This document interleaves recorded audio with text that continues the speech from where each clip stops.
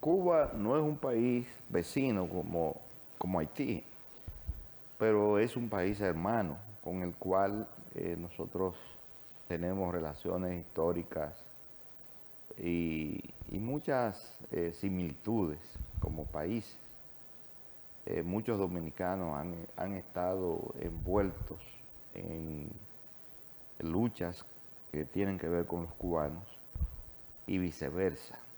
El más destacado de esos dominicanos fue Máximo Gómez, que su accionar patriótico tuvo como escenario no la República Dominicana, sino Cuba, donde prácticamente casi se le considera padre de la patria. Y Cuba está ahora mismo en una situación sumamente calamitosa, sencillamente porque el gobierno encabezado por Donald Trump ha dispuesto el endurecimiento del embargo, con la prohibición de la importación, sobre todo de petróleo, a la isla y el cierre digamos, de los mares, del acceso que pueda tener la isla para que otros países le suplan de productos y necesidades que tiene ese país. Yo compartí con ustedes 100 medidas de bloqueo y sanciones de Estados Unidos contra Cuba desde que empezó la Revolución Cubana. No es que vamos a leer estas 100, porque necesitaríamos horas y horas para leer estas medidas y las implicaciones. Entonces, a algunos países, a pesar de las amenazas de los Estados Unidos de que aquel país que viole estos bloqueos estará a expensas de la aplicación de políticas arancelarias fuertes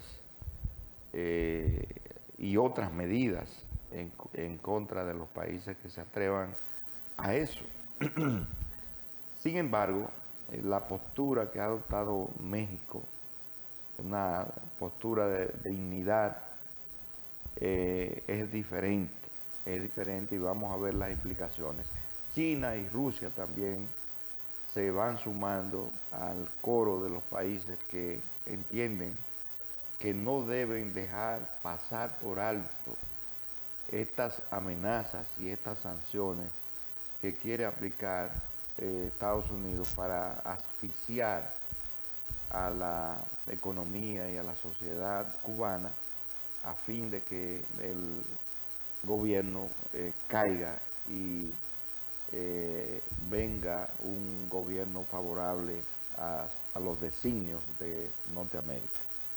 A propósito de la cercanía del territorio cubano a la República Dominicana, a finales del siglo XIX, en el marco del movimiento antillanista promovido por Hostos, promovido por Betances, por Martí Luperón, se acuñó la frase de que Cuba y Puerto Rico son de un pájaro las dos alas. Cuba fue el lugar donde la mayor parte de los exiliados dominicanos de la era de Trujillo encontraron albergue y se prepararon. Y hasta en la Revolución Cubana participaron dominicanos como Enrique Jiménez Moya y otros.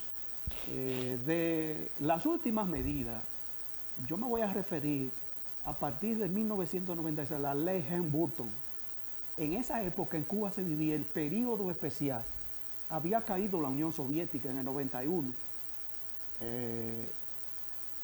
Cuba había quedado en un proceso prácticamente de aislamiento y la ley Helms-Burton es una ley extraterritorial que empezaba a sancionar a aquellos países que estrecharan relaciones con Cuba. No obstante eso, la medida no surtió los efectos. Fidel se mantuvo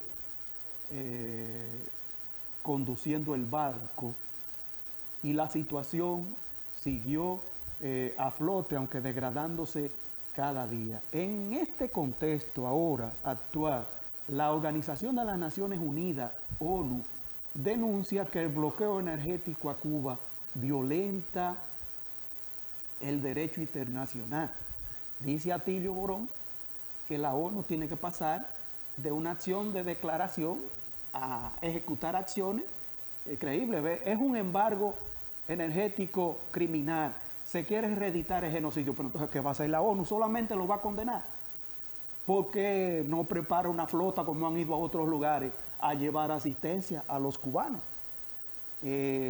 Cuba tiene sus amigos con capacidad de ayuda muy lejos, la China y Rusia. Ahora, los países de aquí del Caribe, de Centroamérica y Suramérica, están intimidados con el matonismo de Donald Trump. Y definitivamente lo que México está haciendo es una acción que pone en evidencia la vocación de soberanía histórica que ha tenido México, que fue el único que en 1962 se negó a condenar a Cuba cuando la expulsaron de la OEA. Yo podría decir eso. Bueno, esa política de asfixia que tiene Estados Unidos contra los países que han determinado caminar de manera independiente su destino y que tiene como centro en Latinoamérica a Cuba y a todo lo que se parezca a Cuba, es una política sobre todo criminal, inhumana, es una política genocida. Lo que está pasando con la Cuba hoy, en el sentido de evitar que haya energía eléctrica, que haya transporte, que hayan vuelos aéreos, que se compre lo elemental. Eso no tiene comparación, es un bloqueo no solamente comercial, es un bloqueo a un país que en materia de solidaridad ha dado ejemplo. Un país que demostró hace 5 años que es posible desde un país subdesarrollado crear inclusive vacunas contra una pandemia que afectó al mundo y que ellos por sí solos dieron el ejemplo a Latinoamérica de que ellos tenían esa capacidad. Cuba, que ha aportado en el deporte, que ha aportado en la educación, que ha aportado en la salud, que en vez de exportar bombas, exporta médicos en un ejército de bata blanca para el mundo, se siente amenazada y lamentablemente Latinoamérica con países en el cual se disputan quién está más cerca de Estados Unidos en términos de gobierno, pero con pueblos que están a favor y que son hermanos de Cuba. Y el ejemplo de República Dominicana, antes inclusive, en la época de 1600, Atuey, el cacique Atuey, llegó a Cuba a denunciar el Imperio Español y fue quemado vivo, ese antecedor de lo que fue la República Dominicana. Antes de la independencia, ya los lazos con Cuba eran demasiado fraternales. Nosotros tenemos una historia reciente en el cual personajes históricos nuestros como Juan Bosch hicieron su familia en lazos de hermandad con los cubanos. Camaño, que mañana cumple 53 años, también recibió formación educativa y militar en Cuba. Fidel en el 49 vino, trató de venir, En el 47 con el Cayo Confite, trató de venir a enfrentar la tiranía de Trujillo. Nosotros tenemos los cubanos que vinieron en el 59, los aportes son inmensos y la sociedad dominicana y el mundo tienen que agradecer demasiado a Cuba.